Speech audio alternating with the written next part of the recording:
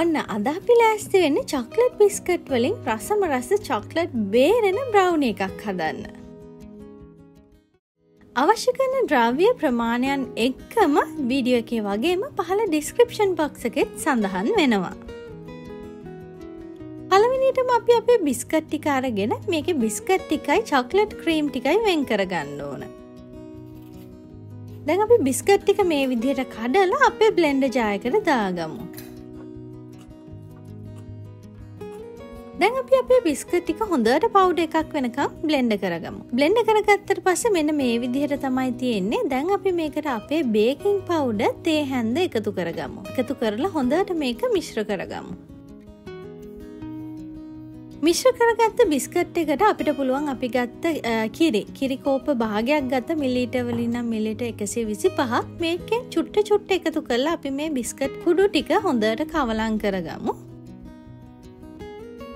දැන් අපි කිරිකෝප භාගෙම එකතු කරගත්තා. එකතු කරගෙන මේක බ්ලෙන්ඩ් කරගන්නවා හොඳට.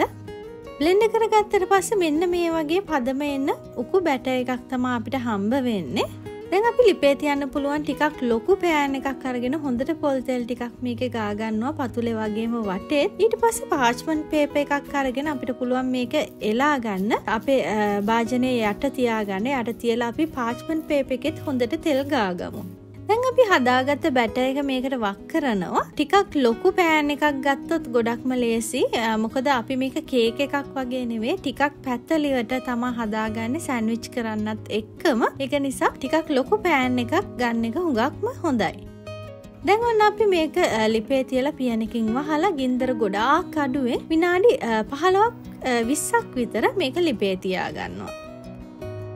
දැන් ඔන්න විනාඩි 15කට විතර පස්සේ මේක හොඳට අල්ලලා බලද්දි උඩ හොඳට වේලිලා තියෙන්නේ. දැන් අපිට ටූත් පික් එකක් ගහලා බලන්න පුළුවන් මේකේ මැදත් හොඳට කුක් වෙලා තියෙන්නේ. දැන් අපි හිමීට මේ පාර්ච්මන්ට් පේපර් එකෙන් මේක ටිකක් බුරුල් කරලා අනිත් පැත්ත දාගන්න යන්නේ. අපිට මේ වගේ පියනක් අරගෙන පාර්ච්මන්ට් පේපර් එකෙන් අල්ලලා හිමීට අපිට පුළුවන් මේ හදාගත්ත කේක් එක මේ පියන උඩට දාලා භාජනයෙන් මේ විදිහට පියනෙන් වහලා අනිත් පැත්ත හරව ගන්න.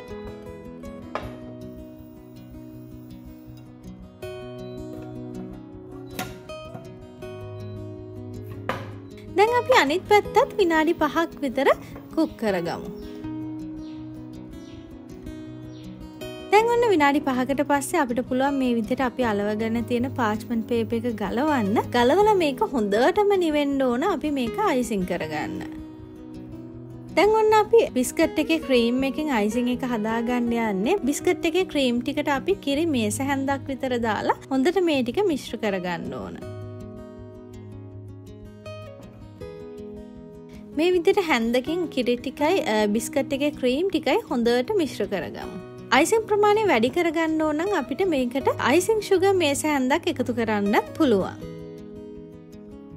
දැන් ඔන්න අපි හොඳටම නිවුණට පස්සේ අපේ බ්‍රවුනි එක අපි දෙකට කපා ගන්නවා. දැන් අපි මේක සෑන්ඩ්විච් කරන්න යන්නේ. එක කොටසක උඩ අපි මේ විදිහට හදාගත්ත අයිසිං එක ගා ගන්නවා හොඳට. මතක තියාගන්න මේක හොඳටම නිවෙන්න ඕන. නැත්නම් අපේ අයිසිං එක දිය වෙන්න ඉඩ තියෙනවා. දැන් අයිසිං එක ගාගත්තට පස්සේ අනිත් කොටස අරගෙන අපි මේක උඩින් තියාගමු. උඩින් තියාගෙන උඩත් ඉතුරු වෙච්ච අයිසිං වලින් මේ විදිහට කවර් කරගමු. මේ විදිහට අයිසිං තවරගෙන ඉවර වෙලත් අපිට පුළුවන් ටිකක් වෙලා මේක ෆ්‍රිජ් එකේ තියන්න. ෆ්‍රිජ් එකේ තියලා කැමති දෙයක් නට්ස් ස්ප්‍රින්කල්ස් වගේ දෙයක් උඩට ලස්සනට දාලා තවත් මේක ලස්සන කරගන්න පුළුවන්. ඉතින් ගෙදර අයත් එක්ක හදලා රස බලලා මේ බ්‍රවුනි එකේ රස කොහොමද කියලා අපිටත් කියන්න.